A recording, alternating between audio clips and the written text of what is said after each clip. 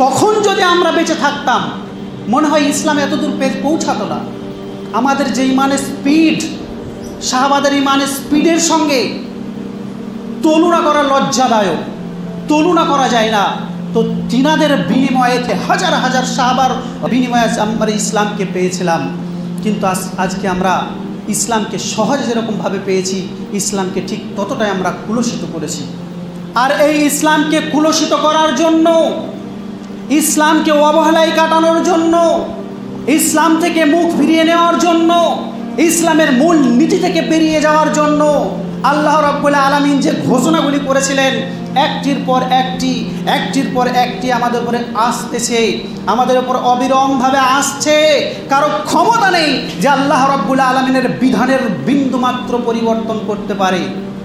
ইসলাম থেকে বেরিয়ে যাওয়ার কারণে যে কথাগুলো আল্লাহ রাব্বুল আলামিন ঘোষণা করেছিলেন, আজ থেকে নিয়ে 1450 বছর পূর্বে রাসূলুল্লাহ সাল্লাল্লাহু আলাইহি ওয়াসাল্লাম যে ভবিষ্যৎবাণী করেছিলেন যে তোমরা যখন ইসলাম থেকে বহির্ভূত হয়ে যাবে, তোমরা যখন ইসলাম থেকে মুখ ফিরিয়ে নেবে, তোমাদের উপরে এই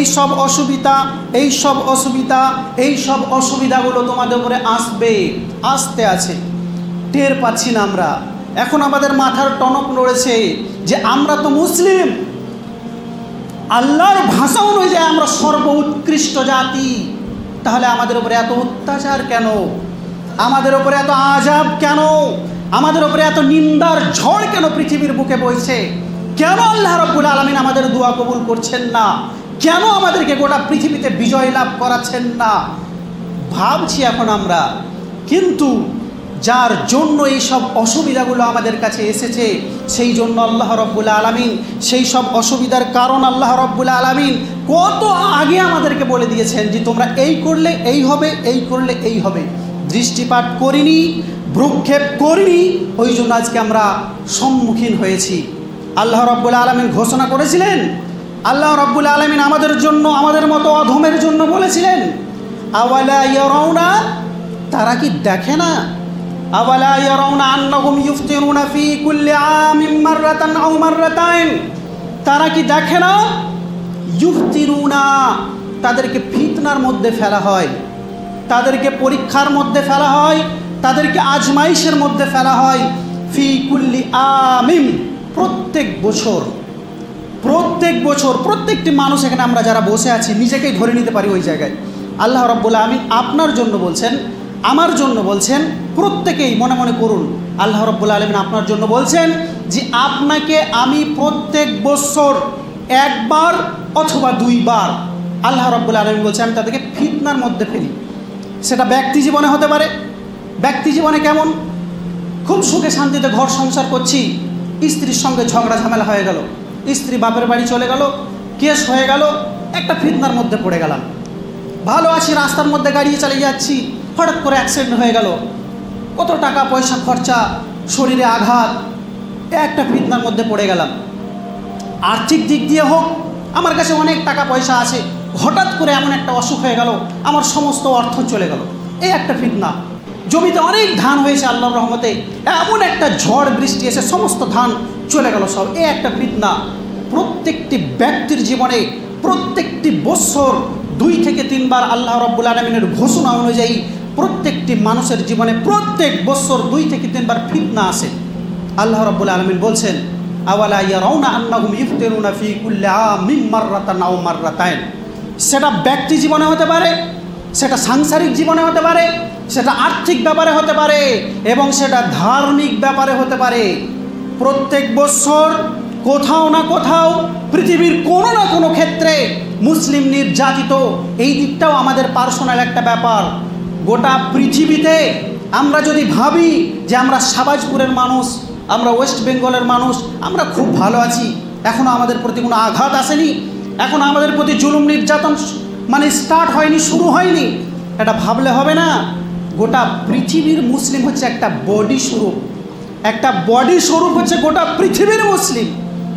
আপনার ফিলিস্তিনে আঘাত লেগেছে মানে আপনার মাথায় আঘাত লেগেছে, বার্মাতে আঘাত লেগেছে মানে আপনার শরীরের কোনো একটা অঙ্গে আঘাত লেগেছে, সেটাও একটি বিপর্যয়।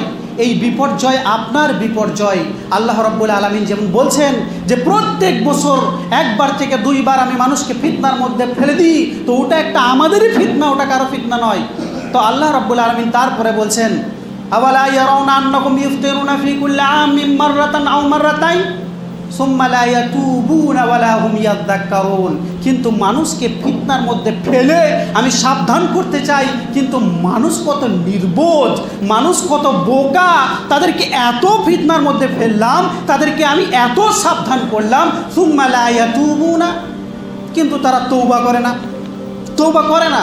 মসজিদে বক্তব্য শুনছি, মনে হচ্ছে তওবা করে শেষ করে দেবো। হ্যাঁ, কথা তো সত্য, আল্লাহ রাব্বুল আলামিন যা বলেছেন তাই তো হচ্ছে, কিন্তু অন্তর থেকে আমরা কখনো তওবা করেছি?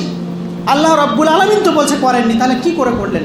আল্লাহ বলছেন সুম্মা লা ইয়াতুবুনা, তারপরেও তারা তওবা করে না, ওয়ালা হুম ইয়াযাক্কারুন, এবং তারা অন্তরকে পরিবর্ধন করার জন্য চিন্তা ভাবনাও করে না। আমরা তওবা করি না, এত এত ফিতনা আজমাইশের মধ্যে আল্লাহ ফেলেন, কিন্তু আমরা তওবা করি না। এই তওবা না করার কারণে কি করে এই জুলুম নির্যাতন থেকে বেরিয়ে আসব, চিন্তা ভাবনা না করার কারণে আল্লাহ রাব্বুল আলামিন আমাদেরকে আরও ফিতনার মধ্যে ফেলবেন, আরও ফিতনার মধ্যে ফেলবেন।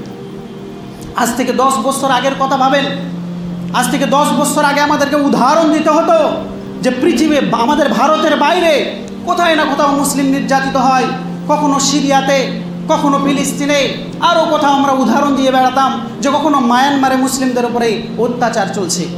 বর্তমান পরিস্থিতিতে উদাহরণ দিতে গিয়ে আপনাকে বাইরে কোনো দেশে যেতে হবে না, আপনাকে বাইরে কোনো রাজ্যে যেতে হবে না যে উত্তরপ্রদেশে আজকে মুসলিমদের উপর অত্যাচার চলছে, না, কোথাও যাওয়ার প্রয়োজন নেই। আপনি এইভাবেই বসে থাকেন, 5 বছর পর আপনার পাড়াতে উদাহরণ খুঁজে পাবেন, আপনার পাড়াতে এসে, আপনার বাড়িতে এসে আপনাকে মেরে যাবে। আর এটা কার তরফ থেকে এসে মেরে যাবে? কার তরফ থেকে? হিন্দুরা এসে মেরে যাবে, কার তরফ থেকে? আল্লাহ রাব্বুল আলামিন ঘোষণা করছেন মা আসাবা মিন মুসিবাতিন ইল্লা বিইজনিল্লাহ। পৃথিবীর বুকে কখনোই কোনো মুসিবত এমনি এমনি চলে আসে না, কখনোই কোনো বালা মুসিবত এমনি এমনি চলে আসে না, ইল্লা বিইজনিল্লাহ। যাই হয় পৃথিবীর বুকে সব আল্লাহর পক্ষ থেকে হয়। আপনার পাড়ায় এসে, আপনার বাড়িতে এসে আপনাকে মেরে যাবে, এটা আল্লাহর পক্ষ থেকে হবে, কারণ আল্লাহ আপনাকে সাইজ করার ব্যবস্থা করে রেখেছেন।